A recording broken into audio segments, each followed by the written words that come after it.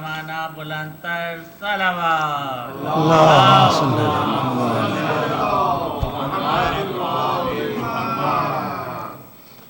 فاتحہ. اللهم صل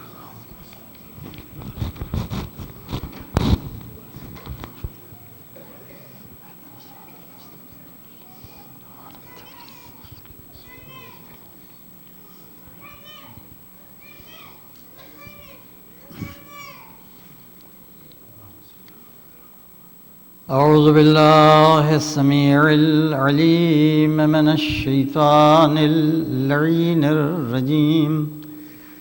بسم الله الرحمن الرحيم. الحمد لله رب العالمين والصلاة والسلام على سيد الأنبياء وأشرف المرسلين سيدنا ونبينا وشفيع المذنبين أبي القاسم محمد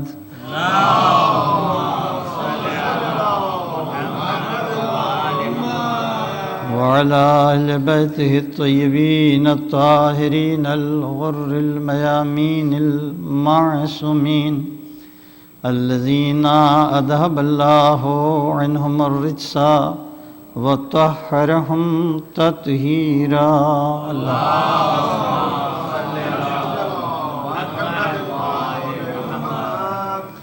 أما بعد فقد قال الله الحكيم في القرآن الكريم. بسم الله الرحمن الرحيم. إنا أرزنا الأمانة إلى السماوات والأرض والجبال فأبينا أن يحملنها وأشفقن منها وحملها الإنسان إنه كان ظلوما جهولا. صلوات.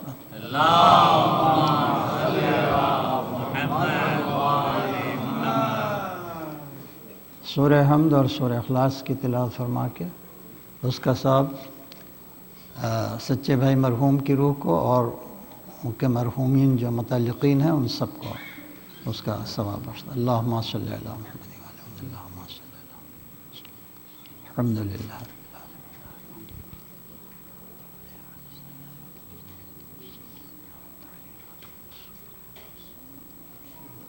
اللہم صلی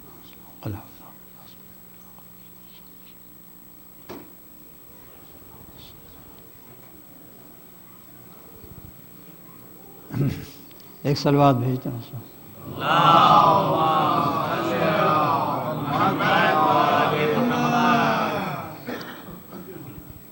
سورہ احزاب کی 72ویں آیت میں پروردگار ارشاد فرما رہا ہے انا عرضنا الامانۃ الی السماوات والارض والجبال. ہم نے امانت کو آسمانوں کے سامنے، زمین کے سامنے اور پہاڑوں کے سامنے پیش کیا. فابینا ان یحملھا، انہوں نے صاف انکار کر دیا کہ ہم اسے نہیں اٹھا سکتے. واشفقن منھا، اور ڈر گئے اور لرز گئے اور خوف کھا گئے. وحملھا الانسان، مگر اس امانت کو انسان نے اٹھا لیا.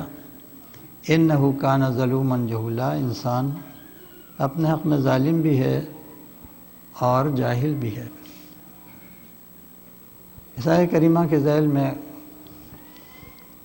کل کی مجلس میں آپ کی خدمت میں عرض کیا تھا کہ اس امانت سے مراد کیا ہے.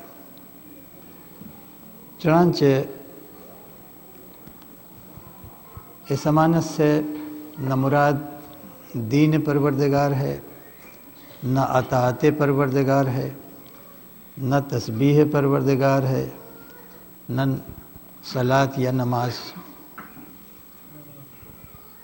اس لیے کہ یہ ساری باتیں جو ہیں وہ مشترک ہیں آسمانوں میں، زمینوں میں، پہاڑوں. آسمان بھی خدا کا فرما بردار ہے، زمین بھی اسی کی مطیع ہے، پہاڑ بھی، اور اس کے علاوہ پوری فطرت جو ہے وہ منزل تسلیم میں ہے. لہو اسلم من فی السماوات من فی الارض. لہذا وہ امانت اسلام بھی نہیں ہے۔ تو امانت کیا ہے؟ امانت وہ چیز ہے کہ جو نہ آسمان کے پاس ہے، نہ زمین کے پاس ہے، نہ پہاڑوں کے پاس ہے۔ حد یہ ہے کہ وہ فرشتوں کے پاس بھی نہیں ہے، اگر ہے تو وہ بس اور بس انسانوں کے پاس ہے، اور وہ ہے انسانوں کا ذاتی اختیار سے اپنے کو بلند کر کے اتنی صلاحیت اس میں دے دی گئی ہے کہ وہ چاہے تو فرشتوں سے آگے نکل جائے اور پستی کی طرف جانا چاہے تو حیوانات سے بدتر بھی ہو جائے۔ یہ بات کسی میں نہیں ہے، اس لیے کہ ہر مخلوق جیسی پیدا کی گئی ویسی آج تک ہے، اس میں کوئی نمو، کوئی ڈیولپمنٹ، کوئی ایولیوشن آپ نہیں پائیں گے۔ جو جہاں ہے، سورج بھی ویسے ہی ہے، آج تک ہے، چاند بھی ویسے ہی ہے، ستارے بھی ویسے ہی ہیں، پہاڑ بھی ویسے ہی ہے، آسمان بھی ویسے ہی ہیں۔ اگر مخلوقات کی دنیا میں کوئی مخلوق ایسی ہے کہ جو برابر اپنے میں تبدیلی لاتی چلی جا رہی ہے، چاہے وہ ارتقائی تبدیلی ہو یا تنزلی کی طرف جا رہا ہو انسان، تو انسان کے اندر پروردگار عالم نے یہ صلاحیت رکھی ہے، اس کو اپنی ول پاور دے کے۔ کسی کے اندر اپنی ذاتی ول نہیں ہے، اگر ہے تو یہ ول، یہ قوت ارادی جو ہے وہ فقط انسان کے اندر پائی جاتی ہے۔ اور چونکہ بطور امانت دے دی ہے اللہ نے، ہم نے یہ تمہیں اختیار دے دیا ہے، اب اگر تم اپنے مزاج میں، اپنی فطرت میں، اپنی سیرت میں، اپنے نفس میں امین ہوگے تو تقاضۂ امانت یہ ہے کہ جس کی امانت ہے اس کو بغیر بدلے ہوئے ویسے ہی انٹیکٹ اس کے سامنے رکھ دیا جائے جب وہ مانگے۔ چانچہ اگر تمہارے اندر امانت پائی جاتی ہے، امانت شناسی پائی جاتی ہے، تو جس نے یہ اختیار دیا ہے اسی کے سامنے رکھو گے، پالنے والے یہ اختیار تیرا دیا ہوا، اب تو بتا کہ اسے کہاں صرف کیا جائے۔ تو یہی وہ شرف ہے کہ جو انسانوں کو ملا ہے اور دنیا میں کسی مخلوق کو نہیں ملا ہے۔ ملائکہ معصوم ہے اپنی جگہ پر، مگر جب رسول سے پوچھا گیا کہ کیا یہ امانت انہیں دی گئی، تو رسول نے کہا ان کو بھی یہ امانت نہیں دی، انہم مجبورون، وہ مجبور ہیں اطاعت کے اوپر، لیکن انسان مجبور نہیں ہے، وہ اپنے ذاتی جوہر اختیار سے، اپنی رضا اور رغبت سے اپنا سب کچھ بھی راہ خدا میں قربان کر سکتا ہے، اور کبھی ایسا بھی ہوتا ہے کہ سب کچھ جو اللہ کا ہے اسے اپنے نفس اور خواہشات پہ قربان کر سکتا ہے۔ لہٰذا یہ ایک بہت بڑی امانت ہے، اور پروردگار عالم نے چند مقامات پہ ہمیں کوئی اختیار نہیں دیا۔ جب ہم اس دنیا میں آ رہے تھے تو کسی نے نہیں پوچھا کہ تمہاری چوائس کیا ہے، تمہاری لائکنگ کیا ہے، کس شہر میں جانا چاہتے ہو، کس ملک میں جانا چاہتے ہو، کون سی زبان تمہیں پسند ہے، کون سا کلچر تمہیں پسند ہے، کن ماں باپ کی آغوش میں پلنا چاہتے ہو۔ اس نے جب چاہا، جہاں چاہا، جس گود میں چاہا، جس ملک میں چاہا، جس زمین میں چاہا، جس کلچر میں چاہا، اس نے بھیج دیا، اور ہم کچھ نہیں کر سکے، بالکل مجبور تھے ہم۔ جو صورت دے دی اسے قبول کرنا پڑا، جو ہائٹ دے دی وہ قبول کرنا پڑا، ہمارا جو جینیٹک اسٹرکچر بنا دیا وہ قبول کرنا پڑا، تو بالکل ہم ہیلپ لیس تھے، اس میں کوئی اختیار نہیں تھا ہمارا۔ اسی طرح سے جب ہمیں واپس بلایا تو ہمیں بالکل ہیلپ لیس کر دیا، جہاں چاہا، جیسے چاہا ہمیں اٹھا لیا، جس زمین سے چاہا اٹھا لیا۔ ہم سے پوچھا نہیں کہ تمہیں کون سی ڈیتھ پسند ہے، قلب کی دھڑکن کے بند ہو جانے سے اچانک گر کے مر جانا چاہتے ہو، یا مہینوں اور برسوں کسی بیماری میں مبتلا ہو کہ اسے جھیل جھیل کے مر جانا چاہتے ہو، حادثے سے مر جانا چاہتے ہو، کوئی ایکسیڈنٹ ہو جائے مر جانا چاہتے ہو؟ کچھ نہیں، اس نے جب چاہا جیسے چاہا اس نے ہمیں اس دنیا سے اٹھا لیا، تو آنے میں ہمارا کوئی اختیار نہیں، جانے میں ہمارا کوئی اختیار نہیں۔ ایک تیسری بے اختیاری کی صورتحال اس وقت ہوئی کہ جب اس نے ہمیں مر جانے کے بعد ایک دن دوبارہ زندہ کر کے اٹھا دیا۔ یہ تینوں باتیں ایسی ہیں کہ جس میں ہم ارادہ مشیت اور اختیار مشیت میں جکڑے ہوئے ہیں۔ ایک صلوات بھیجتے ہیں۔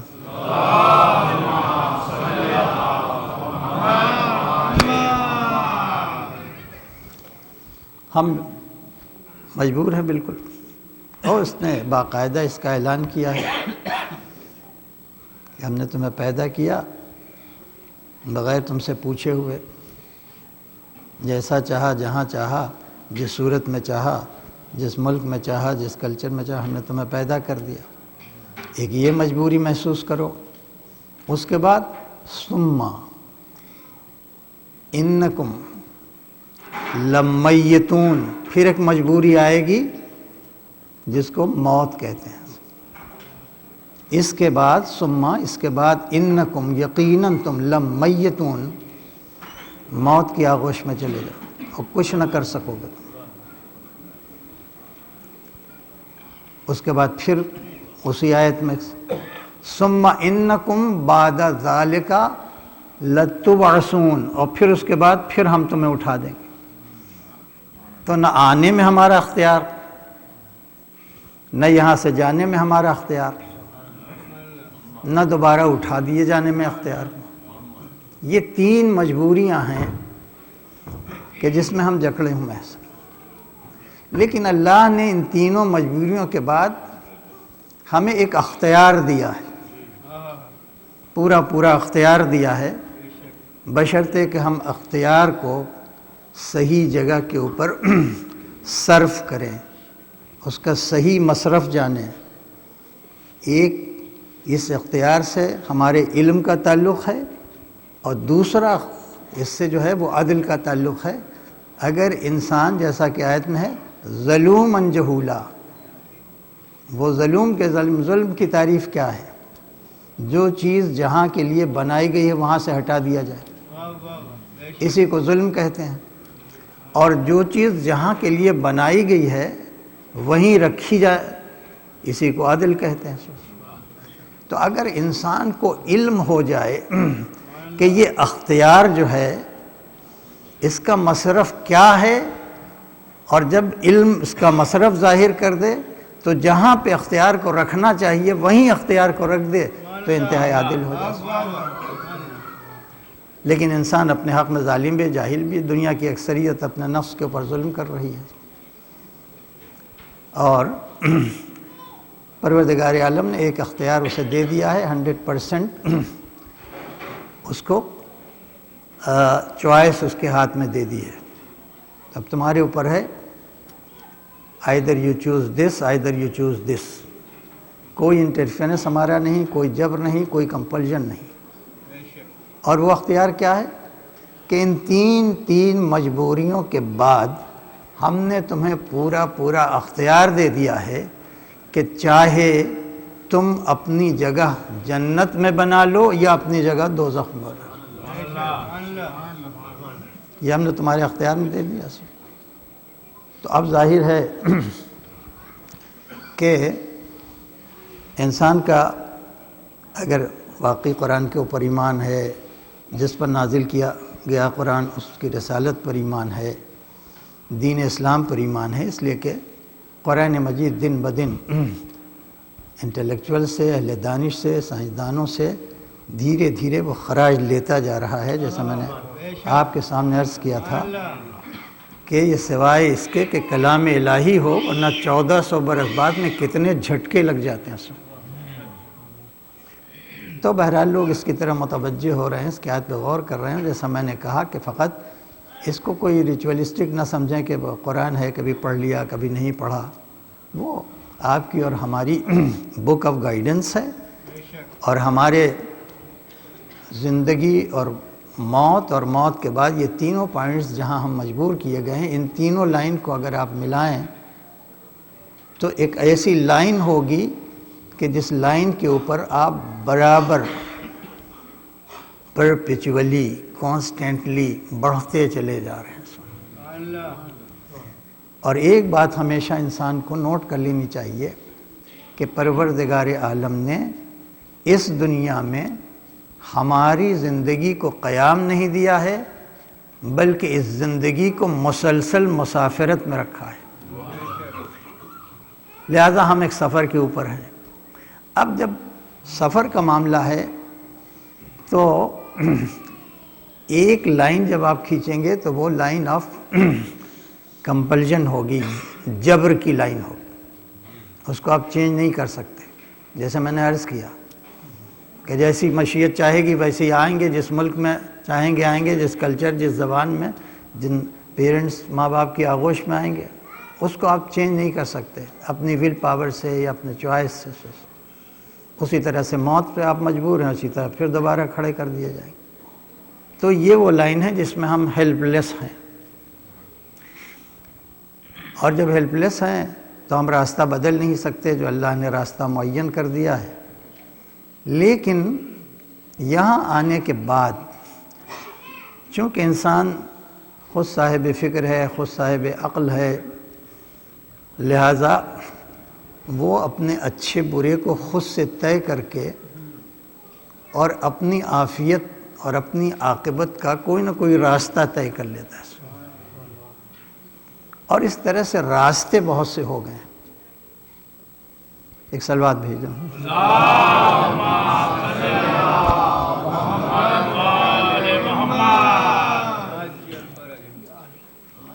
آپ زندگی میں ان راستوں پہ خود ان کا مطالعہ کریں تو کیسے کیسے تصورات ہیں خدا کے بارے میں، اپنے بارے میں، اور کیسے کیسے راستے دنیا میں پیدا ہوئے ہیں۔ کوئی کہتا ہے کہ جتنے بھی راستے بنائے گئے ہیں کسی بھی راستے سے چلے جاؤ تمہاری نجات ہو جائے گی۔ جو راستے ہیں وہ سب خدا سے جا کے مل جاتے ہیں، تو اس میں کوئی شک نہیں کہ جو بھی چاہے جس راستے سے جا رہے ہیں بالآخر خدا ہی سے جا کے ملیں گے۔ لیکن سوال یہ ہے کہ خدا سے جا کے ملیں گے تو وہ ملاقات خوشخبری کی ملاقات ہوگی،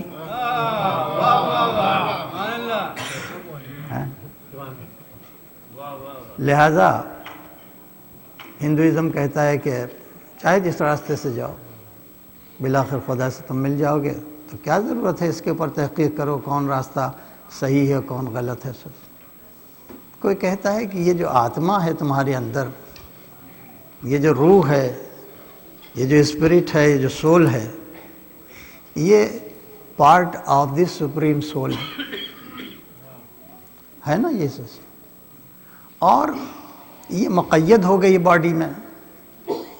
جب موت اس باڈی کے قید سے اس سول کو، اس آتما کو ریلیز کرتی ہے تو پارٹ جا کے ہول میں خود بخود مل جاتا ہے، لہذا تمہیں بہت زیادہ فکر کی ضرورت نہیں۔ ایک راستہ یہ نکل آیا سے، اور اسی طرح سے میں نے کل آپ کی خدمت میں عرض کیا تھا کہ کرسچینٹی نے ایک راستہ معین کر لیا اسی طرح سے، تقرب کا اور گناہوں کے کفارے کا، کہ صلیب کے اوپر خدا نے اپنے بیٹے کو چڑھا کے اس کے خون ساری گناہوں کا کفارہ بنا دیا۔ لہذا اگر تمہیں نجات چاہیے، سیویئر چاہیے، تو تم اس سے محبت پیدا کرو، یہ محبت خود اس بات کی ضامن ہو جائے گی کہ تم جنت میں چلے جاؤ۔ بس ایک راستہ یہ سے ہو سکتا ہے۔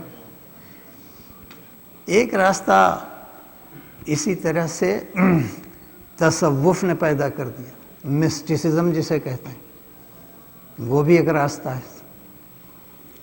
تو بہرحال بہت سے راستے ہیں جو لوگوں نے پیدا کیے، اور بہت سے لوگوں کا خیال ہے کہ یہ ساری باتیں بکواس ہیں، ان میں کوئی سینس نہیں ہے۔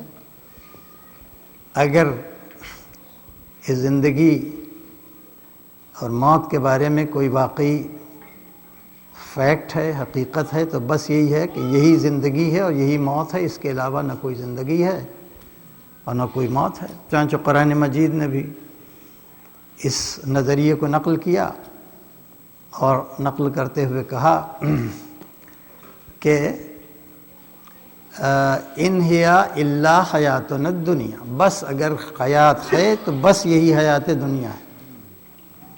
نموت و نحیی، ہم یہی نحیی و نموت، ہم یہی پیدا ہو جاتے ہیں پھر ایک دن مر جاتے ہیں۔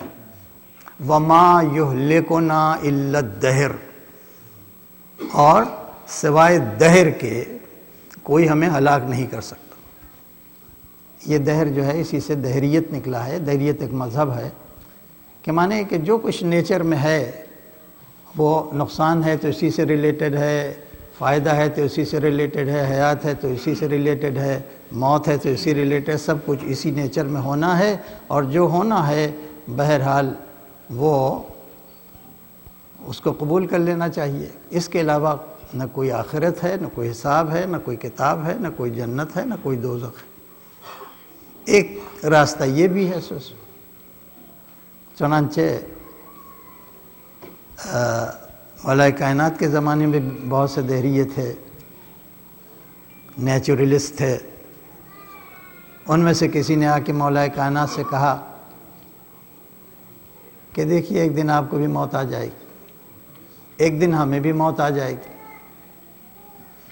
موت دونوں کو آئے گی، لیکن ہمیں موت آئے گی تو ہم اس بات پر خوش ہیں کم سے کم دنیا کو انجوائے تو کیا ہم نے، کچھ تو ہم نے اس کی لذت اٹھائی۔ اور آپ جو ہیں لوگوں کو بلا وجہ اطاعت کی مشقت میں، عبادت کی مشقت میں پھنسا کے جب موت آ جائے گی تو وہ سوچیں گے کاش ہم بھی ان لوگوں کی طرح ہوتے جو زندگی کو انجوائے کر کے آئے۔ تو مولا کائنات نے کہا کہ ٹھیک ہے، اگر تیرا یہی نظریہ ہے کہ کوئی آخرت نہیں ہے، کوئی عاقبت نہیں ہے، کوئی دوبارہ حیات نہیں ہے، اگر تیرا یہ نظریہ ہے تو ہمارا نظریہ اس کے خلاف ہے۔ ہم ایک آخرت پر ایمان رکھتے ہیں، ایک ڈے آف ججمنٹ پر ہمارا ایمان ہے، خدا پر ہمارا ایمان ہے، اور بہرحال اس دن سے ملاقات ہوگی، یہ ہمارا عقیدہ ہے، وہ تیرا عقیدہ ہے۔ تو اگر تیرا عقیدہ صحیح نکل گیا، مولا کائنات کہہ رہے ہیں، اگر تیرا عقیدہ صحیح نکل گیا کہ نہ کوئی آخرت ہے، نہ کوئی عاقبت ہے، نہ کوئی حساب ہے، نہ کوئی جہنم ہے، نہ کوئی، اگر تیرا عقیدہ صحیح نکل گیا تو میرا کوئی نقصان نہیں ہے، لیکن اگر میرا عقیدہ صحیح نکل گیا تو تو کہاں جائے گا؟ صلوات بھیج دے محمد علیہ۔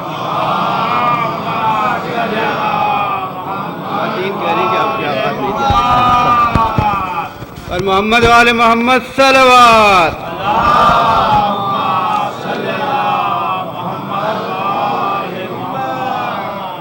ارے دیگر صلوات۔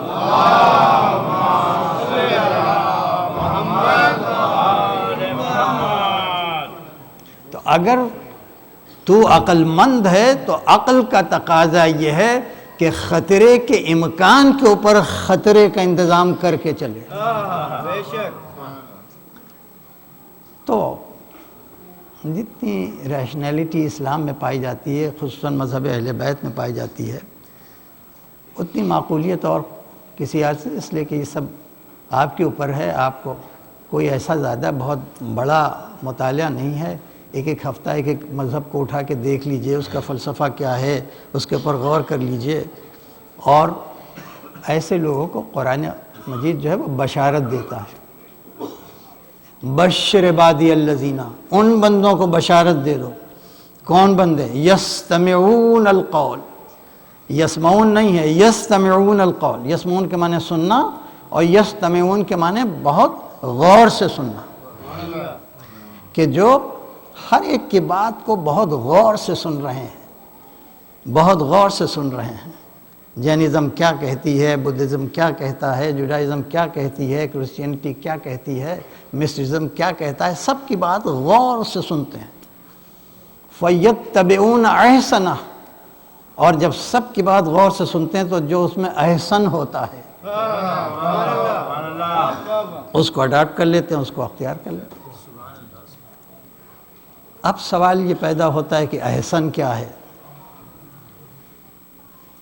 احسن کیا ہے؟ بس تو خداوند عالم نے اس کو بھی قرآن مجید میں اٹھایا، من احسن دینن، اس سے زیادہ احسن، ایکسلنٹ، بیسٹ کون سا دین ہو سکتا ہے؟ دین کے اعتبار سے اس سے زیادہ، اس انسان سے زیادہ بہتر احسن کون ہو سکتا ہے؟ من احسن دینن ممن اسلم وجہ للہ، جس نے ساری توجہات کو اپنے خالق و مالک کے حوالے کر نعرہ صلوات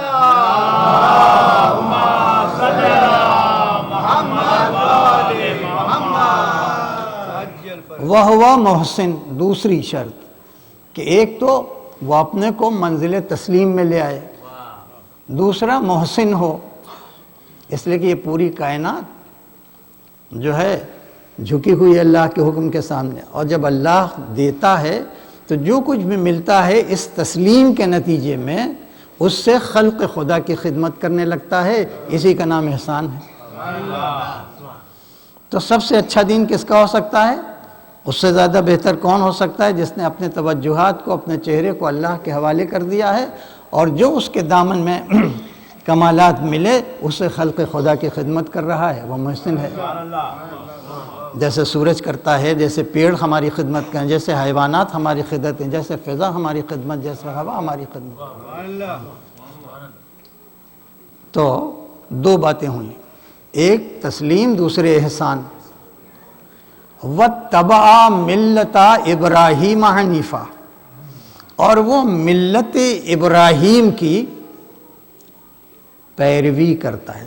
تیسری بات، وَاتَّخَذَ اللَّهُ إِبْرَاهِيمَ خَلِيلًا، اللہ نے ابراہیم کو اپنا ڈیڈیکیٹڈ فرینڈ بنایا تھا، باوفا دوست، مخلص دوست بنایا تھا۔ تو اس کو نوٹ کر لیں آپ کہ اللہ کا فیصلہ کیا ہے؟ احسن دین۔ ادیان بہت سے ہیں، لیکن ان ادیان میں جو احسن دین ہے اس کے کمپوننٹس کیا ہیں؟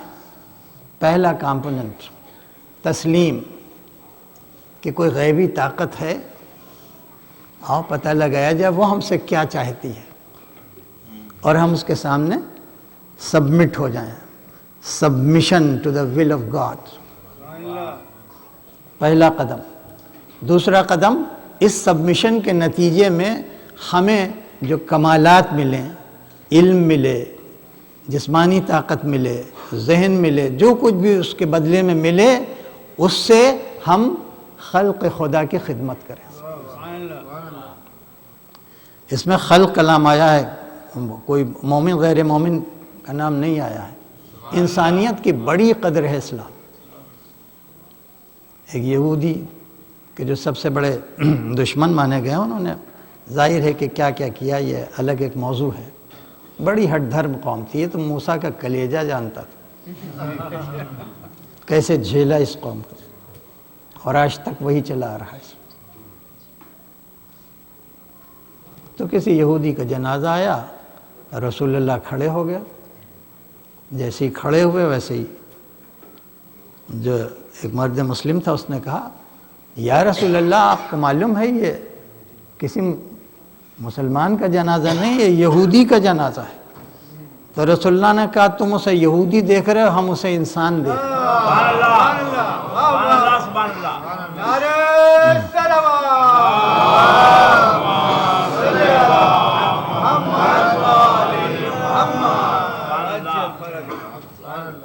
مولا کائنات نے جو مالک اشتر کو اصول ایڈمنسٹریشن بتائے ہیں، اس کا ترجمہ فرینچ میں ہوا پہلے اور تمام ہو گیا، اس کی بڑی قدردانی ہے۔ تو ہندوستان میں گیا، راجیو گاندھی کے پاس بھی تھا وہ، اور کم سے کم آج کو اس کو دیکھ لینا چاہیے کہ جو حاکم بنے، جو ایڈمنسٹریٹر ہو، اس کو کیسے ایڈمنسٹر کرنا چاہیے۔ اس میں آپ دیکھیں گے، دیکھو مالک اشتر تمہارے دو بھائی ہیں، ایک تمہارا ایمانی بھائی ہے اور ایک تمہارا خلقت میں تمہارا بھائی ہے. تم بھی خلقت میں انسان ہو، وہ بھی خلقت میں انسان ہے. تو ان دونوں برادریوں کا خیال رکھنا. یہی وجہ ہے کہ جب علی کو حکومت ملی تو جتنے عیسائی تھے، جتنے یہودی تھے، جتنے غیر مسلم تھے، سب نے کہا کہ جتنا علی کی حکومت میں ہمیں اپنا حق ملا ہے اتنا کسی حکومت. ایک صلوات بھیج دیں محمد.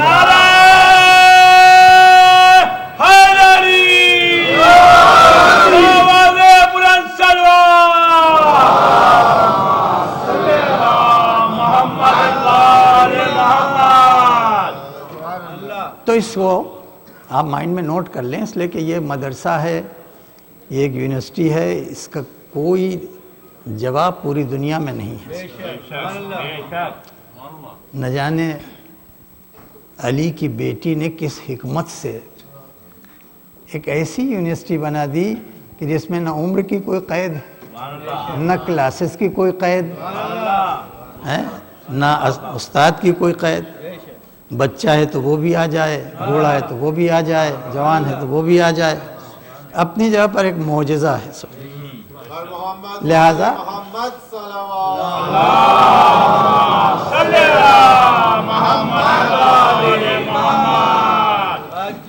تو اس کو نوٹ کر لیجئے کہ احسن دین کے سب سے اچھا دین، the most excellent way of life جو ہے وہ کیا ہے، اس کے کمپوننٹس جو بتائے جا رہے ہیں. تو پہلا کمپوننٹ ہے اللہ کی طرف متوجہ ہوں، اپنے چہروں کو اس کی طرف کریں. اسلم وجہ للہ. اور کوئی ایسا وقت نکالیں کہ جب اس معبود کی وحدانیت کے بارے میں، توحید کے بارے میں، اس کے عدل کے بارے میں پڑھنے کی کوشش کریں. اور ظاہر ہے کہ جو لٹریچر ہمارے پاس ہے دنیا کو نصیب نہیں ہے. یہ دعائیہ لٹریچر جو ہوتا ہے نا، کسی قوم کے پاس نہیں ہے، دعاؤں کا لٹریچر جو ہے. لیکن ہمارے پاس دعاؤں کا ایک ایسا خزانہ ہے. آپ صحیفہ سجادیہ اٹھا کے دیکھیں، آپ صحیفہ علویہ اٹھا کے دیکھیں، آپ کسی امام کی دعاؤں کا مجموعہ اٹھا کے دیکھیں، تو متوجہ کیسے ہوا جاتا ہے اللہ کی طرف. یہ تہذیب، یہ سلیقہ دعاؤں سے ملتا ہے. تو اس میں دیکھیے کہ خدا کی ذات کیا ہے، پہچانیے کہ پروردگار کسو کہتے ہیں، معبود حقیقی کسے کہتے ہیں. اور جب آپ منزل تسلیم میں آ جائیں تو پھر اس کے بعد دیکھیں کہ ہم خلق خدا کیسی خدمت کر سکتے ہیں. تو پڑوسی کے حقوق آپ کے اوپر ہیں، نان مسلم کے حقوق آپ کے اوپر ہیں، مسلم کے حقوق آپ کے اوپر ہیں. جہاں تک ہو سکے اسے بحال کرتے رہیں تاکہ آفیسز میں یا معاشرے میں آپ کی امیج جو ہے ایک محسن کی بن جائے. ایک صلوات بھیج دیں.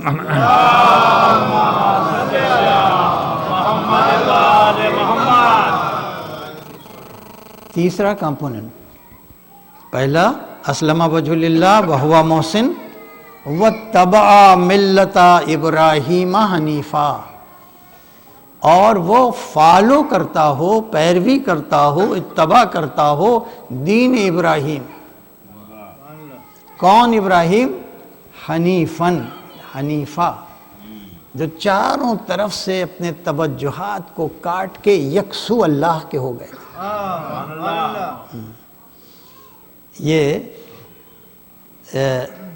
حنیفیت کا جو ایلیمنٹ ہے یہ بہت امپورٹنٹ، اتنا امپورٹنٹ ہے کہ رسول سے، جو آخری رسول ہے، کہ اگر ابراہیم ہوتے تو ان کی امت میں ہوتے، اس رسول سے کہا ثم اوحینا الیک ان اتبع ملت ابراہیم حنیفا وما کان من المشرکین. یہ رسول سے کہہ رہا پروردگار، اور پھر اس کے بعد ہم نے آپ کی طرف بھی وحی کی کہ آپ بھی اتباع کریں، پیروی کریں ملت ابراہیم کی، کہ جو حنیف تھے، یکسو ہو کے اللہ کے ہو گئے تھے، وما کان من المشرکین، اور شرک کا شائبہ بھی ان کے دامن میں نہیں تھا۔ تو اب اس پر غور کرنا پڑے گا، اس لیے کہ قرآن جو ہے وہ دعوت فکر دینے والی کتاب ہے، اور ظاہر ہے کہ اس پورے مجمع میں ایک سے ایک صاحبان فکر بیٹھے ہیں، ان کا انٹلیکٹ، ان کی فکر جو ہے ہم سے کہیں زیادہ ہے۔ اگر وہ غور کرنے ڈیلی بیسس پہ کرنے لگیں گے تو نہ جانے کیا کیا باتیں ہیں، اس لیے کہ ان کا جو بیک گراؤنڈ ہے مینٹل، ان کا جو اپلفٹمنٹ ہے وہ ہم سے کہیں زیادہ ہے، وہ ہم سے زیادہ میچور ہیں، لہٰذا وہ اپنے اپنے شعبہ علم میں بیک گراؤنڈ میں رکھ کے جب مطالعہ کریں گے تو بہت سے حقائق ان کے سامنے منکشف ہوں گے، روشن ہوں گے۔ تو اب یہ غور کرنا ہے سب کو کہ یہ بار بار ملت ابراہیم، ملت ابراہیم، ملت ابراہیم، کیا خصوصیت ہے ملت ابراہیم؟ کوئی ہوگی خصوصیت، تبھی تو کہہ رہا ہے کہ ہم نے رسول سے بھی بذریعہ وحی کا آپ اتباع کریں، آپ بھی فالو کریں ملت ابراہیم۔ تو آپ جا کے خود غور کیجئے گا، تو ملت ابراہیم میں بہت سی باتیں ہیں، لیکن 3 باتیں اس میں اسپیسیفک ہیں جو اور کسی ملت میں نہیں ہیں، اگر ہیں تو بس دین ابراہیمی میں، ملت ابراہیم۔ وہ 3 باتیں کیا ہیں؟ اس لیے کہ یہی وہ ملت، یہی وہ دین ہے کہ جس میں امامت پائی جاتی ہے، امامت پائی جاتی ہے۔ نبوت ملی سب کو، رسالت ملی سب کو، لیکن پروردگار عالم نے ایک منصب کو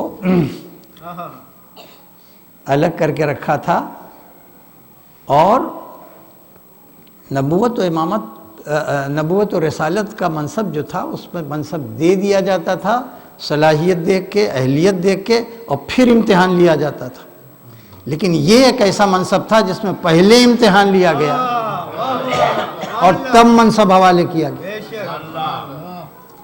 تو اس کا بھی تذکرہ پروردگار عالم نے کیا۔ ہم نے ابراہیم کو ایک امتحان میں مبتلا کیا، اور ان کا امتحان لیا فَأَتَمَّهُنَّ، وہ 100% نمبر اس میں پا گئے، یہی ترجمہ کر لیا، أَتَمَّهُنَّ تمام کر دیا۔ اِذِ ابْتَلَىٰ إِبْرَاهِيمَ رَبُّهُ بِكَلِمَاتٍ، کچھ کلمات تھے کہ جن سے امتحان لیا، فَأَتَمَّهُنَّ، وہ اس امتحان میں کامیاب ہو گئے۔ وقالا، تو ہم نے کہا اِنَّا جَعَلْنَاكَ لِلنَّاسِ إِمَامًا، ہم نے تمہیں عالم انسانیت کا پیشوا بنا دیا، امام بنا دیا۔ تو ملت ابراہیم کی پہلی اسپیشلٹی، یہ اسپیسیفسٹی جو بھی آپ کہیں، خصوصیت، امتیاز، ڈسٹنکشن، امامت ہے۔ نعرہ صلوات، صلی علی محمد۔ دوسری بات جو جناب ابراہیم کے دین میں ملتی ہے وہ ہے قربانی۔ قربانی، اب ظاہر ہے کہ یہاں سب ماشاءاللہ صاحب اولاد بیٹھے ہوئے ہیں، ایک لائق بیٹا، بالکل ینگ بیٹا ہے، جس میں وہ سارے صفات ہیں کہ جو کسی انسان کی محبت کا وہ مرکز بن جائیں، وہ سب جناب اسماعیل محسوس۔ عصمت بھی ہے، نبوت بھی ہے، صالحیت بھی ہے، صورت بھی ہے، عمر بھی ہے۔ اچانک ایک خواب میں باپ دیکھ رہا ہے کہ ہم اسے ذبح کر رہے ہیں۔ بہت، اگر ہم ہوتے، ہم آپ کا نام نہیں لیتے، ہم ہوتے تو پلٹ کہتے کہ ایسی ذات کو رحیم کہا جاتا ہے جو باپ سے اپنی اولاد کو ذبح کروا رہا ہے۔ اس کی عدالت پہ شک ہوتا، اس کی رحمت پر شک ہوتا، مگر یہ ابراہیم ہے کہ خواب دیکھا اور جس سے متعلق خواب تھا اس سے نقل کیا، انی ارا فی المنام انی اذبحک فانظر ماذا تری، میرے لال میں نے انہی آنکھوں سے اپنے خواب میں دیکھا ہے کہ میں تجھے ذبح کر رہا ہوں، فانظر، تو اس خواب کے بس ذرا سا ایک نظر تو دوڑا ما ترا اور اپنی رائے دے دے۔ جیسے باپ نے یہ کہا ویسے بیٹے نے یا ابت افعل ما تؤمر، کتنا ابھی سن نہیں 13 برس کا سن ہے، ابھی وہ اڈلٹہڈ بھی نہیں آیا ہے، وہ بلوغ بھی نہیں آیا ہے۔ میں پلٹ کے کہہ رہا بابا اسے خواب نہ کہیے، یہ امر الہی ہے اور آپ اس پہ عمل درآمد کیجئے، کوئی پرواہ نہ کیجئے۔ جہاں تک میرا سوال ہے ستجدنی انشاءاللہ من الصابرین، میں چھری کے نیچے بھی اگر اللہ نے چاہا تو صابرین میں رہوں۔ تو قربانی کو نوٹ کر لیجئے کہ جو احسن دین ہے اس کا ایک کمپوننٹ ہے تسلیم، اس کے بعد محسن ہو جانا، احسان، اور پھر اس کے بعد ملت ابراہیم کی پیروی۔ اور ملت ابراہیم میں جو امتیاز ہے، پہلا امتیاز ہے امامت، دوسرا امتیاز ہے قربانی، اور اس کی تفصیل آپ جا کے دیکھ لیجئے گا۔ بہرحال باپ اٹھا اور ظاہر قربانی کا معاملہ ہے۔ ابھی ماں کے کلیجے میں اتنی کہنا قوت صبر نہیں ہے کہ ذبح ہونا اور ذبح ہوتے ہوئے دیکھنا تو بڑی بڑی بات ہے، اس کو خبر بھی نہیں دی جا سکتی کہ ہم اس بیٹے کو کہاں لے جا رہے ہیں۔ جناب حاجرہ سے میں اتنا کہا تھا کہ اپنے بیٹے کو نہلا دو دھلا دو، مجھے مہمان کے یہاں جانا ہے، تو تیار کر دیا۔ اب جب ہاتھ پکڑ کے گھر سے نکلے تو ہاتھ میں ایک چھری لے لی اور ایک رسی لے لی۔ اب ظاہر ہے کہ بہت فطری تھا ماں کا یہ پوچھنا کہ مہمان کیا تم جا رہے ہو تو چھری کی ضرورت کیا ہے، رسی کی ضرورت کیا ہے، اور پوچھ بیٹھی حاجرہ۔ تو حاجرہ کو اصلیت نہیں بتائی، کہا کہ ہو سکتا ہے کہ مہمان کے یہاں کسی جانور کو ذبح کرنے کی ضرورت پیش آ جائے۔ اس کے معنی کہ تقیہ بھی ملت ابراہیم ہی کا خاصہ ہے۔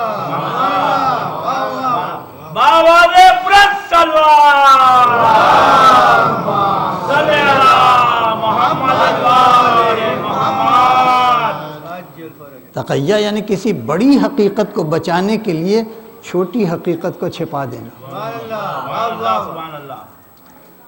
لے کے چلے گئے، اور اس کے بعد بیٹا بھی کیسا تھا۔ یہ باتیں ایسی نہیں ہیں کہ جو فقط اس میں آپ کبھی آنکھ بند کر کے سوچئے کہ ہمارے اوپر وقت پڑتا، ہم سے یہ کہا جاتا تو کیا گزرتی اس وقت۔ کہا کہ بابا جان دیکھیے جب آپ کی چھری چلے گی تو یہ شہرک جو کٹے گی اس سے جو خون ہوتا ہے وہ اچھل کر خون جہندہ کہلاتا ہے، اسی لیے کہیں ایسا نہ ہو کہ یہ اچھل کے آپ کے دامن پر، لہذا اپنا دامن سمیٹ لیجئے۔ اور یہ سخت امتحان ہے، آپ سے شاید نہ دیکھا جائے تو آنکھوں پہ پٹی باندھ لیجئے، آستینوں کو چڑھا دیجئے۔ اور جب چھری چلتی ہے انسان کے اوپر اور رگ حیات کٹتی ہے تو پورا نظام جسم جو ہوتا ہے وہ حرکت میں آ جاتا ہے اور تڑپنے لگتا ہے، اور ایسی حالت میں انسان جو ہے ہاتھ پیر پٹکنے لگتا ہے تو میرا ہاتھ بھی کس کے باندھ دیجیے، میرا پیر بھی کس کے، اور جب آپ ہمیں ذبح کر لیں تو میرے جسم سے کرتے کو اتار کے، اور جب ماں پوچھے تو ماں کی تسلیت کے لیے یہ آپ دے دیجئے۔ جو ہوا تھا ابراہیم نے اس کے اوپر عمل کیا۔ اب جب پٹی کھولی آنکھوں سے تو دیکھا کہ یہ تو گوسفند ہے جو میرے سامنے ہے، اور اسماعیل کو کسی نے دور کر دیا ہے، اور اس بیچ میں کون آیا، کس نے یہ گوسفند، کس نے یہ جانور رکھ دیا، اور کس نے ہمیں ذرا سی بھنک نہیں ملنے دی کہ اس کے بیٹے کو ہٹایا جا رہا ہے، اس کی جگہ کے اوپر جنت سے ایک دمبا آ گیا ہے، اور میری چھری جو چل رہی ہے وہ بیٹے پہ نہیں چل رہی ہے بلکہ دمبے پہ چل رہی ہے۔ تو دل میں خیال ہوا کہ شاید پروردگار کا جو مطالبہ اخلاص تھا اس میں کچھ کمی آ گئی جو اللہ نے تبدیل کر دیا. بس جیسے ہی یہ خیال گزرا ویسی آواز آئی, نہیں ابراہیم ایسا نہیں, تم نے اپنے خواب کو سچ کر دکھانے میں سچائی میں ذرہ برابر کمی نہیں کی. قد صدقت رویا یا ابراہیم, تم نے اپنے خواب کو 100% سچ گایا. اصل میں بات یہ تھی کہ ہم اس چھوٹی سی قربانی کو مقدمہ اور تمہید بنا کے ذرا دور جا کے ایک ذبح عظیم کو تیرے بچے سے پیدا کرنے والے, لہذا ہم نے اسے بچایا. تو آپ نے نوٹ کیا کہ دین ابراہیم کو فالو کرنے کے لیے جو قرآن مجید نے کئی جگہ پہ کیا ہے, تو کیا خصوصیت ہے دین ابراہیم؟ پہلی خصوصیت ہے امامت کی, دوسری خصوصیت ہے قربانی کی, اور تیسری خصوصیت ہے تشیع کی. اس لیے ابراہیم ہی کے لیے کہا, ابراہیم ان ابراہیم من شیعتہ لابراہیم. جب جناب نوح کا تذکرہ کر رہے ہیں تو ایک بڑے مطلب ایسے موڑ کے اوپر کہی کہ ان من شیعتہ لابراہیم, اور یاد رکھو اس بات کو کہ انہی کے شیعہ میں ابراہیم بھی تھے. اسی کو تشیع کہا جاتا ہے. تو تشیع بھی تیسرا ایلیمنٹ یا تیسرا کمپوننٹ ہے ملت ابراہیم. اب وہ تشیع کیا ہے آپ اچھی طرح جانتے ہیں. جب نوح کا واقعہ پڑھیں گے, ان کی قوم 1-2 دن نہیں 950 برس جس نے اپنے قوم کی ہٹ دھرمی کو فیس کیا ہو, بار بار یہ کہہ رہا ہو کہ ایک ایسا طوفان آنے والا ہے جس کو دنیا کی کوئی کشتی نہیں بچا سکتی. کوئی بھی کشتی بنائی جاتی تو کشتیاں اسی وقت تک بچا سکتی ہیں جب تک پانی نیچے ہو کشتی کے, لیکن اگر اوپر سے بھی اتنا پانی گر رہا ہے کہ وہ کسی بھی کشتی کو بھر دے تو جیسے ہی بھر جائے گی کشتی ویسے لے کے ڈوب جائے گی. لہذا عام کشتیاں نہیں بچا سکتی تھی, اسی لیے ایک ایسی کشتی بنی اس طوفان میں انسان کی نجات کے لیے جو اللہ کی وحی کے سائے میں بنی, اللہ کی نگرانی کے سائے میں بنی. اور یہ اسی لیے سمجھاتے سمجھاتے اپنی قوم میں جو سمجھ گئے وہ آگے کشتی کے اوپر, اور جو حکم پروردگار تھا وہ ایک جوڑے لے لیے تمام جانوروں کے, اور بہت بڑی کشتی تھی, کوئی معمولی کشتی نہیں تھی. لیکن باپ کا دل تھا جب دیکھا کہ بار بار میں کہہ رہا ہوں کہ آج کوئی بچانے والا نہیں ہے, لا عاصم اليوم, بیٹا آج تجھے کوئی نہیں بچائے گا. تو نہ ماں سمجھ رہی ہے نہ بیٹا سمجھ رہا ہے, اور جواب میں کہتے ہیں کہ یہ پہاڑ بہت بلند ہے, کتنا بلند ہوگا پانی, ہم اسی میں پناہ لے لیں گے. لیکن پانی ہے کہ جو بڑھتا جا رہا ہے, سطح بڑھتی جا رہی ہے. جب بالکل قریب پہنچ گیا پانی کہ اب بیٹا ڈوبنے کے اوپر ہوا, تو باپ کا دل ایک بار پھر پکارا اللہ سے, پالنے والے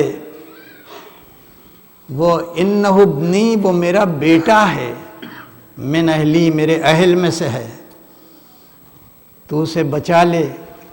تو فوراً جواب آیا, اس میں کوئی شک نہیں کہ تیرا بیٹا ہے, مگر یاد رکھو کہ بیٹا ضرور ہے مگر اہل نہیں ہے. وہ ضرور تیری زوجہ ہے مگر اہلیہ نہیں ہے. تو اب آئندہ کوئی اپیل نہ کرنا ہم سے, اس لیے کہ وہ ڈوب کے رہے گا. اتنا خیال ضرور مشیت نے رکھا کہ جب وہ موجیں اس کو ڈبانے لگیں تو ایک موج حائل ہو گئی باپ اور بیٹے کے درمیان, تاکہ باپ جو ہے وہ اپنے بیٹے کو ڈوبتا ہوا نہ دیکھ سکے. بیٹا ڈوب گیا.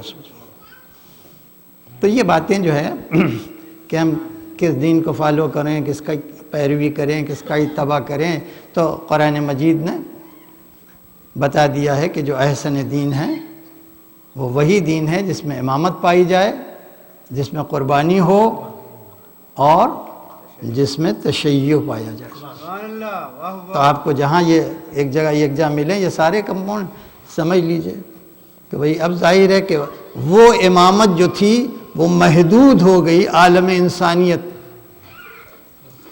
یعنی جناب ابراہیم انسانوں کے امام بنائے گئے، جنوں کے امام نہیں بنے، فرشتوں کے امام نہیں بنے، آسمان والوں کے امام نہیں بنے۔ تو جہاں انسانیت کی حد تمام ہو گئی وہاں ابراہیم کی امامت تمام ہو گئی۔ اب اگر کوئی ایسا ہو کہ اس کی امامت کہیں محدود نہ ہو بلکہ عالمین کو اپنے حصار میں لیے ہوئے، تو اس کی امامت کا مرتبہ کیا ہوگا؟ بے شک نعرہ صلوات صلی اللہ محمد والے محمد۔ اور کسی دین میں اگر قربانی ایسی ہو کہ اس عظیم نے اس قربانی کو عظیم کہا ہو تو اس سے عظیم قربانی اور کس مذہب میں ملے گی؟ اور پھر اس کے بعد اگر تشیع جو تیسرا گویا جنبہ ہے اس کا، وہ تشیع جو ہے اتنا ایسی جماعت ہو، ایسا گروہ ہو جس پر رسول کی صداقت نے مہر لگا دی ہو۔ سبحان اللہ۔ غور مانیں، اس لیے کہ یہ اختلافی بات نہیں ہے۔ ہمارے یہاں ماشاءاللہ سے جو دلیل پیش کی جاتی ہے اس میں اہل سنت کی کتابوں سے بغیر کنسلٹ کیے ہوئے ہم کسی چیز کو پیش نہیں کرتے تاکہ وہ بھی کنونس ہو جائیں کہ انہی کی کتاب سے لیا ہے۔ چنانچہ ان کی کتاب میں کہ کوئی اور نہیں بلکہ ایک شخصیت تھی جس کو خطاب کر کے ایڈریس کر کے رسول نے کہا کہ یا علی انتا وشیتک ہم الفائزون، اگر کوئی فائز ہونے والی جماعت ہے تو بس تم ہو یا تمہارے فالوورز ہیں شیعہ سے۔ ایک صلوات بھیج دیں محمد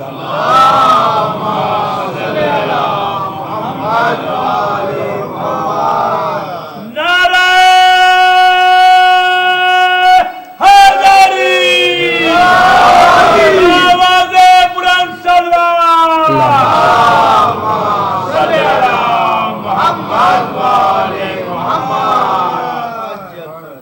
لہٰذا آپ بھی اس کی ان ڈیپتھ اسٹڈی کیجئے اور دیکھیے کہ اس کو احسنیت کا جو مرتبہ دیا گیا ہے کہ the most excellent of religions, احسن دین، تو اس کی بنیادیں کیا ہیں؟ اس لیے کہ ابراہیم جو ہیں وہ یہودیت کے بھی فور فادر ہیں، عیسائیت کے بھی فور فادر ہیں، اسلام کے بھی جد اعلیٰ ہیں، وہیں پہ جا کے مل جاتے ہیں، ابراہیمی سے سب چلے ہیں۔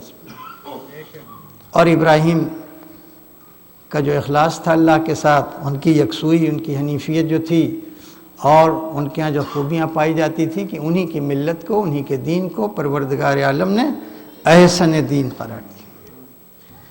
اب ظاہر ہے کہ اب جو اسکیل آپ بنائیں گے احسن دین کی، تو اس کی ابتدا میں تو ملت ابراہیم نظر آئے گا، مگر یہ اسکیل جب اپنے کمال پر پہنچے گی سبحان اللہ، واہ واہ واہ، تو ملت اہل بیت ہو جائے گی۔ سبحان اللہ، بے شک اب اس سے زیادہ بہتر کوئی دین نہیں ہو سکتا۔ بے شک۔ لہٰذا یہی وجہ تھی کہ امام حسین نے ایک معرکہ، حق و باطل کا معرکہ، ایسی ذہانت سے، ایسی حکمت سے مرتب کیا کہ جو سمجھ میں نہیں آتا کہ کہاں سے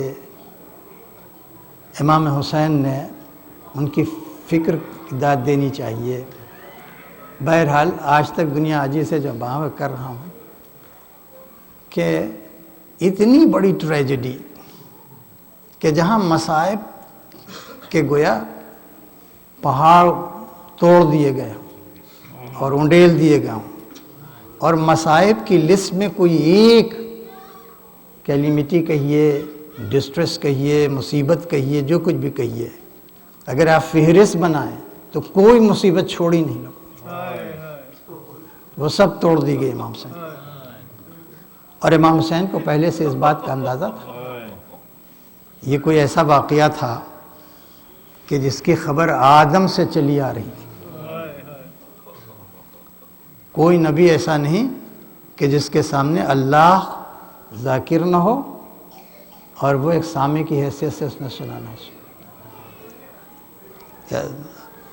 جناب آدم سے چلا رہا ہے اس لیے کہ فراز عرش کے اوپر بڑی لیومینس کچھ فگرز تھیں جو دکھائی دے رہی تھیں اور بار بار دیکھ رہے تھے. آدم کا امتحان انہی نورانی ہستیوں سے ہوا. فرشتوں اور آدم کا جب مقابلہ ہوا تو یہی نورانی ہستیاں تھیں. فقط اتنی بات تھی کہ جو ہم نے تمہیں پڑھایا ہے وہی ملائکہ کو پڑھایا ہے. ہم نے کوئی پارشیلٹی نہیں کی ہے کہ آدم کو زیادہ پڑھا دیا ہے ملائکہ کو کم پڑھا دیا ہے. یہی لیومینس فگرز جو تم دیکھ رہے ہو یہی وہ بھی دیکھ رہے تھے. ان کے نام بھی ہم نے بتا دیے لیکن ہم نے انڈیویجولی نام کو اسم کو مسمہ کے ساتھ نہیں بتایا. ایک ہوتا ہے اسم ایک مسمہ. تو ہم نے اسما تو بتا دیے لیکن الگ الگ کون کس نام کا ہے یہی نہیں بتایا اور اسی سے ہم نے امتحان لے لیا کہ معلوم تو تم کو بھی ہے معلوم تو تم کو بھی. اب یہ بتاؤ کہ کون نام ہے وہ کس فگر کا ہے. اس کے معنی یہ کہ ہر لائٹ میں کوئی نہ کوئی ایسی اسپیسیفسٹیز تھی کہ نام جو ہے وہ ایک فکس یا پرٹیکولر پرسنالٹی پر جا کے اپلائی کرتا تھا. تو اب ظاہر ہے کہ جس نور میں آدم نے کہا کہ اس میں کوئی ایسے کمالات پائے جاتے ہیں کہ خدا بھی اس کی حمد کرے تو کہا یہ سوائے محمد کے کوئی نہیں ہو سکتا. کسی نور میں دیکھا کہ بلندی نظر آتی ہے کہا کہ اس کا نام علی ہے. کسی میں حسن سیرت اور حسن صورت دیکھا تو کہا یہ حسن ہو سکتا ہے. کسی میں دیکھا قدیم الاحسان کی جھلک نظر آ رہی کہا یہ حسین ہو سکتا ہے. تو جب امتحان کامیاب ہو گئے تو جتا کے کہا ہم تم سے نہ کہتے تھے فرشتوں کہ جو میں جانتا ہوں وہ تم نہیں جانتے. ایک صلوات بھیج دے بس.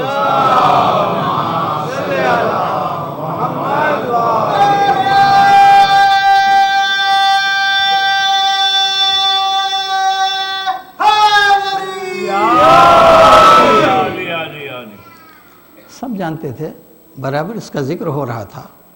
خود جب جناب جبریل لائے ہیں اور مسجد نبوی میں واقع کربلا کی پوری خبر لائے ہیں اور رسول اللہ کی آنکھوں میں آنسو تھے. انہوں نے سب کو بلایا کہ علی کو بھی بلاؤ فاطمہ کو بھی بلاؤ حسن کو بھی بلاؤ حسین سب کو بلاؤ. اور جب سب آ گئے تو رسول اللہ نے علی سے کہا کہ ذرا فاطمہ کا بازو کس کے پکڑ لیں. واقعہ بیان کیا کہ مشیت نے حسین کے سامنے کرب کے جتنے پہلو ہو سکتے ہیں اور بلا کے جتنے پہلو ہو سکتے ہیں ان سب کو امام حسین کے سامنے رکھا اور رکھنے کے بعد کہا اپنا بیٹا منظور ہے دے دو کہ کہاں راضی ہوں. کہ اپنے بھائی کی یادگار اپنا بھتیجا دو گے کہاں جو جو ادھر سے آ رہا ہے راضی ہیں پروردگار ہم راضی ہیں پروردگار ہم راضی ہیں پروردگار. اپنا وطن دے دو اپنی عافیت دے دو سب ہم دینے کے لیے راضی ہیں میرے ماں. ایک بار مشیت نے کہا کہ بہن کی رضا بھی دے سکتے. اب حسین کچھ نہیں بولے. یہی روایت میں حسین خاموش ہو. اس خاموشی کو توڑا وہ بہن نے کہا بھیا کہہ دو اگر دین خدا کا تحفظ میری چادر کی قربانی سے تو میں اپنی رضا کو قربان.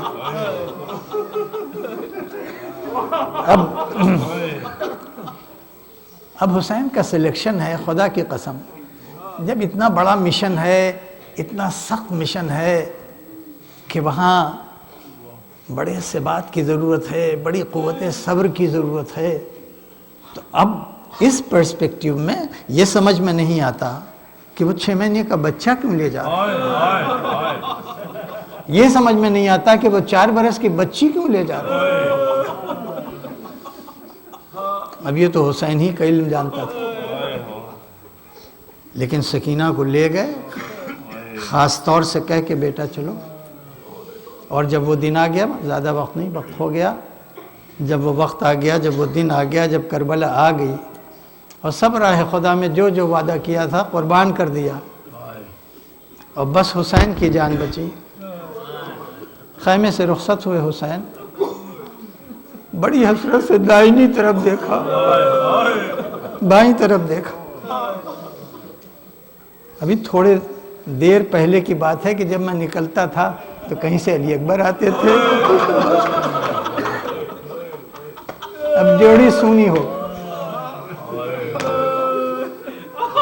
تو خیمے کے در پہ بہن کھڑی تھی۔ بہن سمجھ گئی، کہے بھیا اگر آج علی اکبر نہیں ہے، عباس نہیں ہے، تو میں آپ کو سوار کرا، اور سوار کرا دیا۔ اب بس آخری سواری تھی یہ، لجا میں فرس کو کھینچا کہ گھوڑا آگے بڑھے، میں گھوڑا ہے کہ آگے نہیں بڑھ رہا ہے۔ تو یہ وہ دین ہے جس میں جانوروں کے ساتھ شفقت، عجیب دین ہے، کسی کا حق مارا نہیں گیا اس میں۔ ایک بار حسین نے کہا میں جانتا ہوں کہ تو برابر اپنی وفا کا ثبوت دیتا جا رہا ہے، تو تھک گیا ہوگا، تو زخمی بھی ہے، لیکن بس اس کے بعد اب تجھے رحمت نہ دے گا، بھائی اتنا کر کے مجھے مقتل تک پہنچا دے۔ اب بے زبان جانور کیا کہے، کبھی سوار کو دیکھتا ہے، کبھی اپنے پیر۔ حسین سمجھ گئے، فوراً اتر پڑے۔ دیکھا تو کیا دیکھا کہ 4-5 برس کی جو سکینہ ہے وہ جکڑ کے گھوڑے کے پیروں سے لپٹی ہوئی، بڑی شفقت سے ہٹایا۔ ہٹانے کے بعد کہا بیٹا میں نے تجھے دعا سے حاصل کیا تھا، دعا سے حاصل، میں نے خدا سے دعا کی تھی، پالنے والے مجھے ایک ایسی بچی دے دے کہ جو میرے دل کا سکون ہو اور میں اس کے دل کا سکون۔ اور یہی ہوا، نہ سکینہ کو سکون ملتا تھا جب تک بابا کے سینے پہ آ کے سونا تھا، نہ حسین کو سکون ملتا تھا جب تک سینے پہ سونا۔ اس طرح سے 4-5 برس کے درمیان کا سن ہے، یہ بچی بڑی ہوئی، اور کہا کہ بیٹا میں نے جب تجھے مانگا تھا تو اس شرط کے ساتھ مانگا تھا کہ پالنے والے ایسی بچی دے دے جو میرے دل کا سکون ہو، میں اس کے دل کا سکون ہوں، اور جب ہمارا اور اس بچی کا دونوں کا امتحان لینا ہو تو اس کو مجھ سے الگ کر دینا اور مجھ کو اس بچی سے۔ اے بیٹا وقت امتحان آ گیا، یہ تیرا بھی امتحان ہے، میرا بھی امتحان ہے۔ بچی نے کہا بابا اس امتحان میں اتنی گنجائش ہے کہ آپ لیٹ جائیں زمین پر اور میں تھوڑی دیر کے لیے آپ کے سینے پر۔ حسین لیٹ گئے، بچی آئی سینے پہ اور فوراً اتر گئی، اتر کے ننھے ننھے ہاتھوں سے کہا بابا خدا حافظ۔ مگر اسے کیا پتا تھا اتنی چھوٹی بچی جب یہ اپنے باپ سے ملنے گئی تو باپ کو پہچان نہ سکی، قدموں سے لپٹ گئی، جو سینہ سر رکھ کے جس پہ سو جاتی تھی وہ گھوڑوں کی ٹاپوں سے جگہ جگہ سے شکستہ ہو گیا تھا۔ باپ کی لاش سے لپٹی تھی، اور جب قیدی جو جا رہے تھے تو ایک بار شمرایا، آنے کے بعد کہا چلو، کہا مجھے یہی چھوڑ دو، مجھے یہی چھوڑ دو۔ شم نے تماچا مارا، لیکن بچی نے باپ کو چھوڑا نہیں. پھر تو تماچے پہ تماچے پڑنے لگے، لیکن بچی نے چھوڑا نہیں. پھر کیا کیا کہ کانوں سے بالیاں اتنی زور سے کہ کان کی لو پھٹ گئی، مگر بچی نے چھوڑا نہیں. تو شمر نے پوچھا کہ اس سنسان جنگل میں تم کیا کرو گی؟ کہا میں اسی جنگل میں تلاش کروں گی، اگر کچھ پتیاں مل جائیں گی تو اکٹھا کر کے باپ کے جسم کو ڈھک دوں گی. بس جب بات یہاں تک پہنچی تو شمر کوڑا لے کے بڑھا. اب جو کوڑے پڑنے لگے تو یہ کہہ کے بچی الگ ہو گئی، اے بابا اگر اتنے کوڑے نہ پڑتے تو میں کبھی آپ سے الگ نہ ہوتی. بابا خدا حافظ. سکینہ کو سیعلم الذین ظلموا ای منقلب. لا لا ماتم حسین.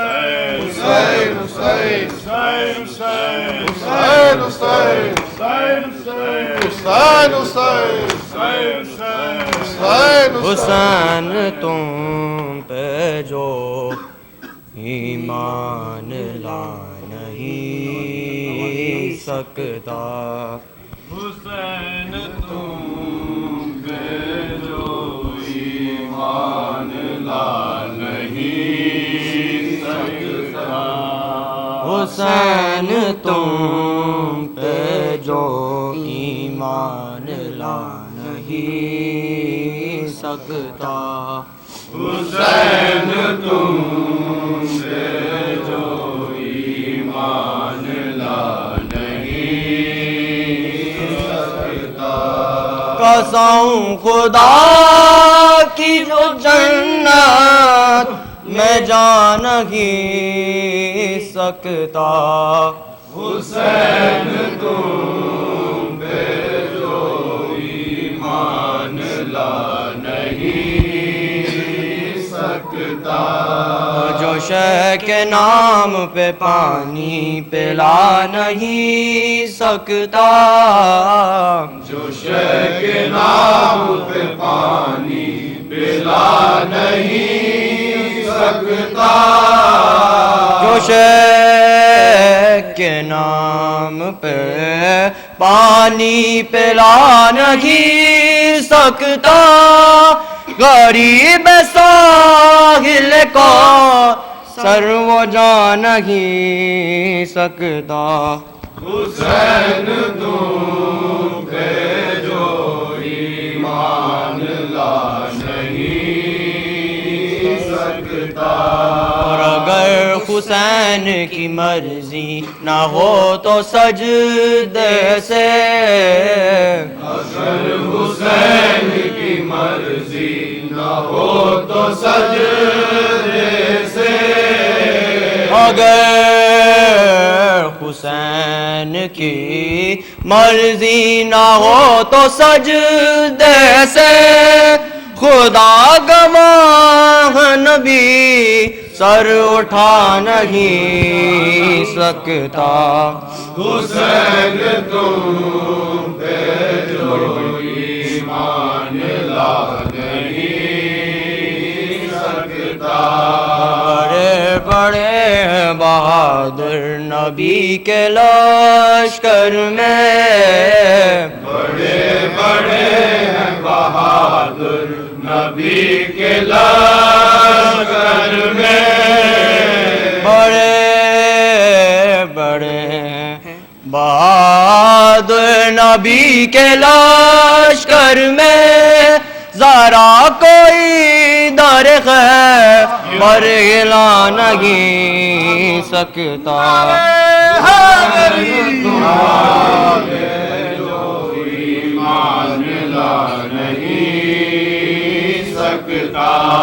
حسین تم پہ جو ایمان لا نہیں سکتا.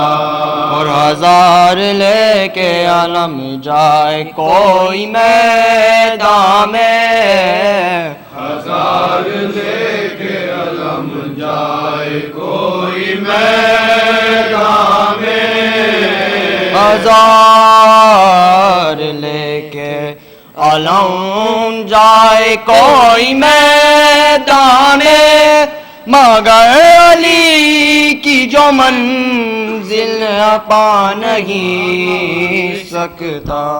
حسین تم پہ جو ایمان لا نہیں سکتا. حسین تم پہ جو ایمان لا نہیں سکتا. حسین حسین حسین حسین حسین حسین حسین. چلائی روح فاطمہ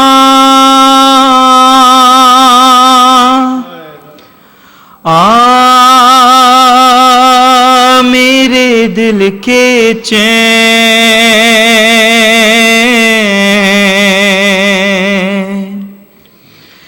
چلائی روح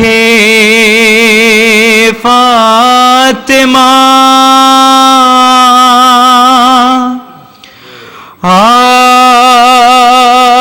میرے دل کے چین،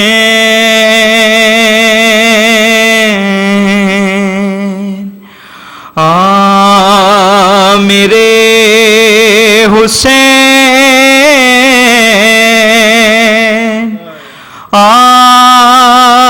میرے حسین. چلائی روح فاطمہ میرے دل کے چین، میرے حسین، میرے حسین، میرے حسین، میرے حسین. چلائی روح فاطمہ میرے دل کے چین، میرے حسین، میرے حسین، میرے حسین، میرے حسین. ارے ماں نے پالا ہے بڑے جھوگ گوا کر تجھ کو، چکیاں پیسی ہیں گودی میں بٹھا کر تجھ کو. ماں نے پالا ہے بڑے جھوگ گوا کر تجھ کو، چکیاں پیسی ہیں گودی میں بٹھا کر تجھ کو. جاگتی رہتی تھی پہلو میں سلا کر تجھ کو. میرے حسین، میرے حسین، میرے حسین، میرے حسین. ارے تو ہے پیاسا میں تیری پیاس بجھا دوں، آجا تیرے زخموں میں بھری خاک نکالوں، آجا تجھ کو ظالم کی نگاہوں سے چھپا لوں، آجا میرے حسین، میرے حسین، میرے حسین. مضطرب دل ہے میرا اور قلم بھی مظہر، جب صبح اب میرے مولا پہ چلا تھا خنجر، فاطمہ زہرا صدا دیتی رہی رو رو کر، آ میرے حسین، آ میرے حسین، آ میرے حسین، آ میرے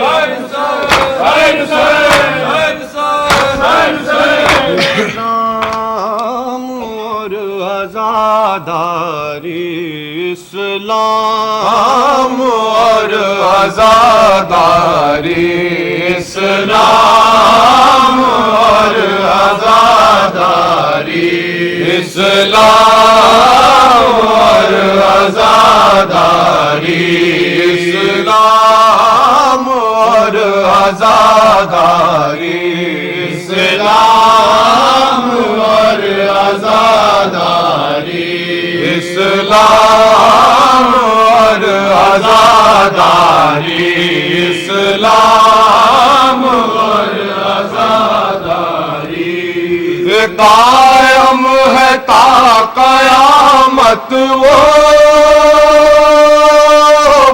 یہ بھی ہے تا ابد جاری، اسلام اور آزاداری، اسلام اور آزاداری، حیران ہوں زمانے کو، حیران ہوں زمانے کو، کیا ہو گیا ہے یا رب، حیران ہوں زمانے کو، کیا ہو گیا ہے یا رب، شبیر کی عزاداری اسلام سے جدا ہے کب، شبیر کی عزاداری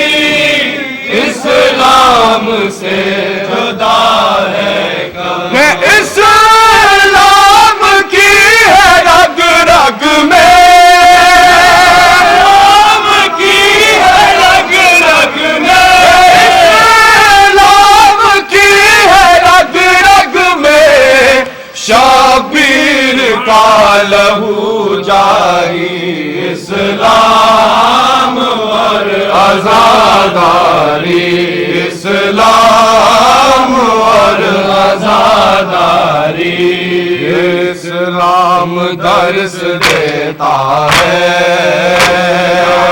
درس دیتا ہے، مظلوم کی حمایت کا،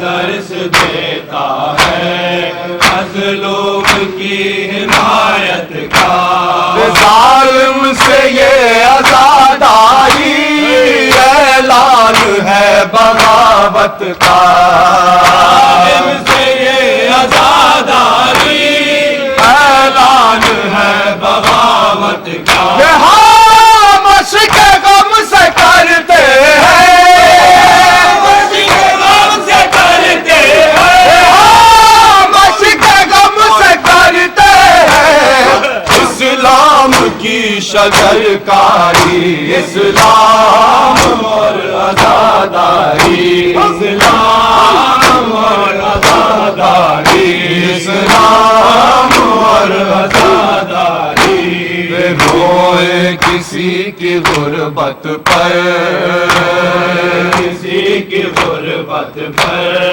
آنکھوں کی یہ عبادت ہے، کسی کی غربت پر آنکھوں کی یہ عبادت ہے، مظلوم کی عزاداری اسلام کی ضرورت ہے، مظلوم کی آزادی اسلام کی ضرورت ہے، ہاں فرش غم سے دیتے ہیں، فرش غم سے دیتے ہیں، ہاں فرش غم سے دیتے ہیں، عالم کو در سے بیداری اسلام اور آزاداری، اسلام اور آزاداری، اسلام اور آزاداری، کیا غم حمایت حق میں، حمایت حق میں تکلیف گر اٹھائی بھی، حمایت حق میں تکلیف گر اٹھائی بھی، یہ مٹی میں مل گئی ایک دن نامرود کی خدائی بھی، مٹی میں مل گئی ایک دن نامرود کی خدائی بھی، مٹی میں مل گئی ایک دن نمرود کی خدائی بھی، مٹی میں مل گئی ایک دن نمرود کی خدائی بھی، ظلم کے مقدر میں، ظلم کے مقدر میں، ظلم کے مقدر میں لکھی ہے ذلت و خواری، اسلام اور آزاداری، اسلام اور آزاداری، اسلام اور آزاداری، اسلام اور آزاداری، اسلام اور آزاداری، اسلام اور آزاداری، اسلام اور آزاداری،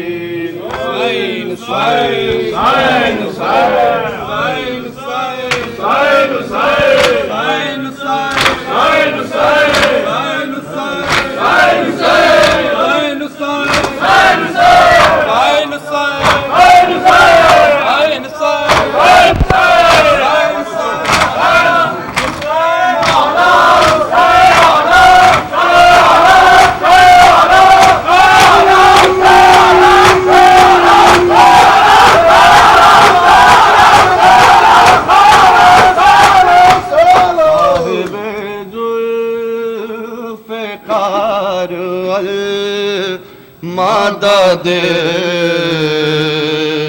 شاہد سوار المدد صاحب ذوالفقار المدد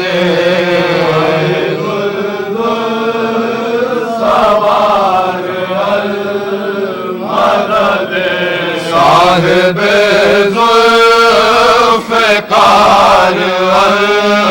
المدد سوار المدد صاحب ذوالفقار المدد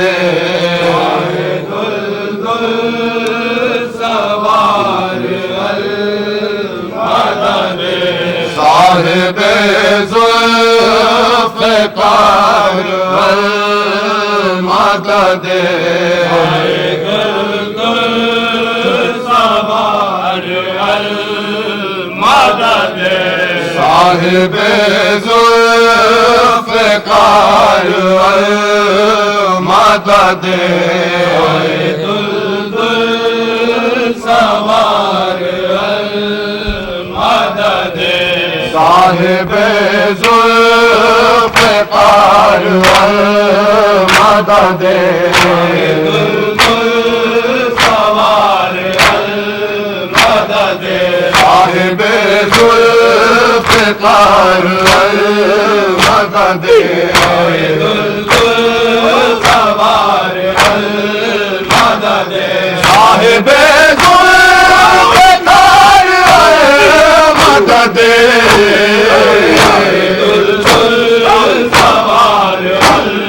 مدد صاحب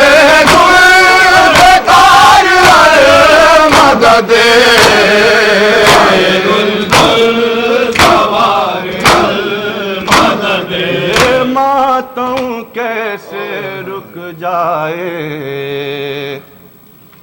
زہرا کی دعا ہے یہ ماتم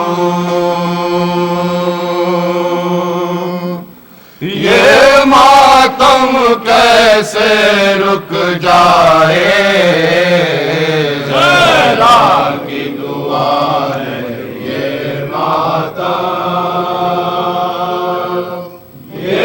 ماتم کیسے رک جائے زہرا کی دعا ہے یہ ماتم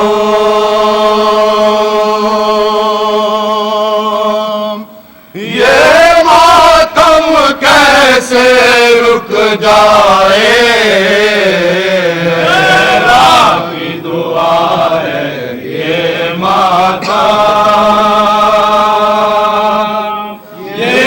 ماتم کیسے رک جائے زہرا کی دعا ہے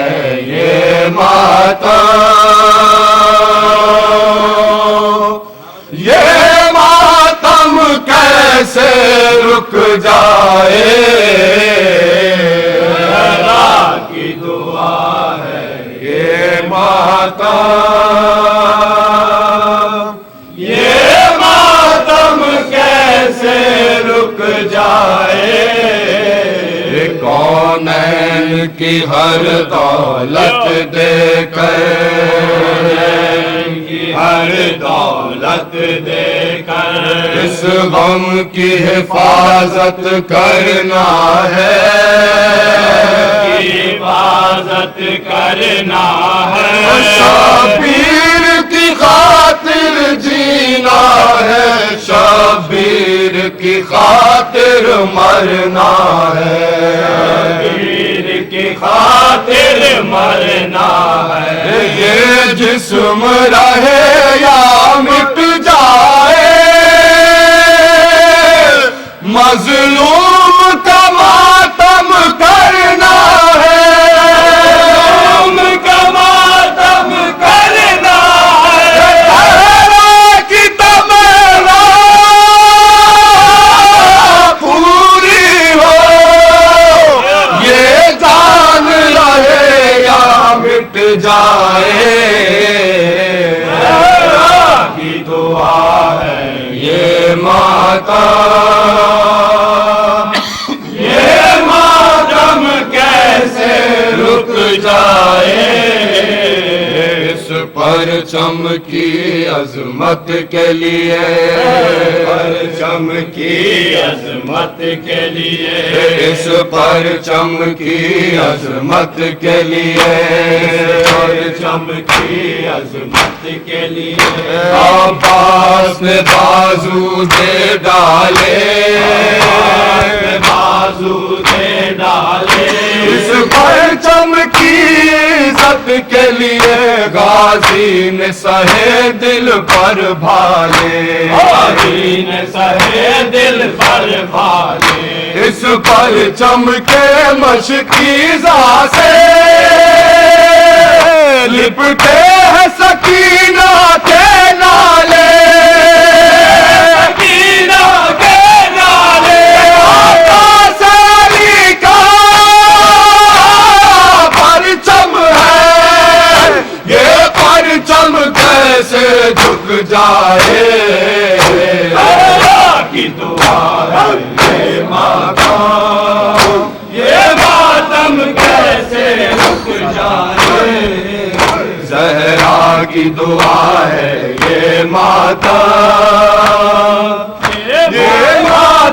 کیسے رک جائے سالار حسینی کیا کہنا سالار حسینی کیا کہنا سالار آثار حسینی کیا کہنا، آثار حسینی کیا کہنا، معراج وفا سرتاج وفا،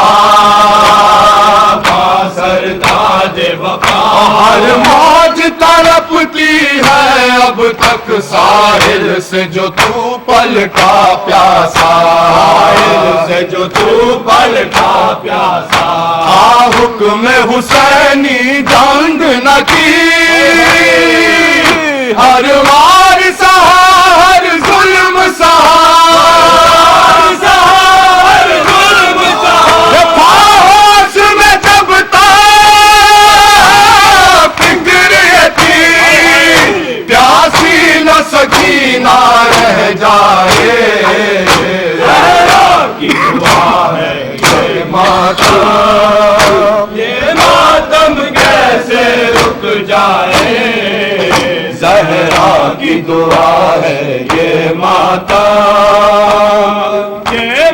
ماتم کیسے رک جائے، وہ وقت ہے اب تک آنکھوں میں، اب تک آنکھوں میں، وہ وقت ہے اب تک آنکھوں میں، اب تک آنکھوں میں، تھا خون میں غلطہ ابن علی، غلطہ ابن علی، اور گونج رہی تھی مقتل میں فریاد فغا ایک دکھیا کی، فریاد فغا ایک دکھیا کی، سینے سے بہے خون کی دھاریں اور ہاتھ نہ رکنے پائے کبھی، ہاتھ نہ رکنے پائے کبھی، مظلوم کا ماتم ہوتا رہے، زہرا کی صدا جب تک آئے، زہرا کی دعا ہے یہ ماتم کیسے رک جائے، زہرا کی دعا ہے یہ ماتم کیسے رک جائے، یہ ماتم ہے حلمن کی صدا، یہ ماتم ہے حلمن کی صدا، کی صدا، اور عشق ہے جذبہ نصرت کا، جذبہ نصرت کا، یوہا کی طرف آ جانے کا حاصل ہے ابھی تک ایک موقع، حاصل ہے ابھی تک ایک موقع، پہچان ضمیر و دل کی صدا، اس ماتم میں شامل ہو جا، میں شامل ہو جا، شامل بلاتے ہیں اب تک، گر حر ہو کہیں تو آ جائے، زہرا کی دعا ہے یہ ماتم کیسے رک جائے،